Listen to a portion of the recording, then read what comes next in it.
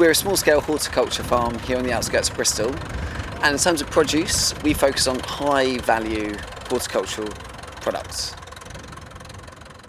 We're growing on, including our other site, just 3 acres.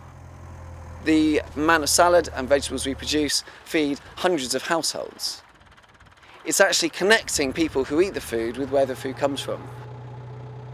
A lot of us these days, we grow up with a powerful sense of how many problems there are in the world. Climate change, the biodiversity crisis, unemployment. But it begs the question, what do you do about it? For me, setting up a business is a way of sort of ticking 2 boxes, because it feels like you're doing something politically productive, but also it's a route to a livelihood. So you have kind of like this quadruple win from small-scale farms like this, of environment, social impact, cultural connection and productivity. So we had two different outlets before coronavirus, one being the restaurant trade. So about 50% of it goes to 7 or 8 restaurants, really near, like all within a cycle ride of the farm here at Edible Futures in Frenchay. And then the other 50% of it goes through a little CSA scheme. So that means Community Supported Agriculture Scheme called Salad Drop. So through those 2 different outlets, we distribute about 20 grams worth of horticulture produce from this particular site per year. Most farms nationally are dependent on subsidies, on single farm payment from the government in order to survive. Horticulture farms like mine that are under 5 hectares don't receive any of those payments. So we're actually surviving in the market through healthy products, direct supply chains and the like. Humphrey used to drop salad off to a cafe every Friday. I'd chat to him.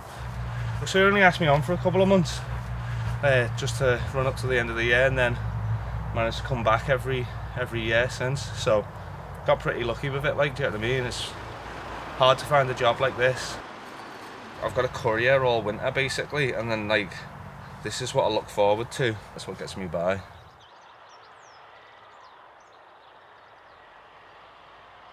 The kind of drive towards farm consolidation, increasingly more destructive farming practices, increasingly less healthy food, the continual drive down in the price of food, these things are the fault of the markets, not the fault of individuals. Almost all farmers are working extremely hard, doing a very difficult job, trying to do the right thing.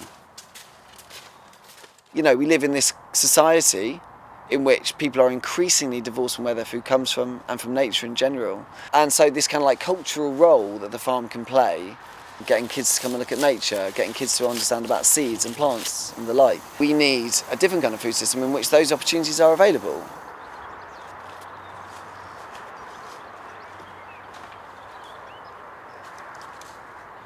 We are now in a situation in which more than 3 million people are queuing at food banks every day.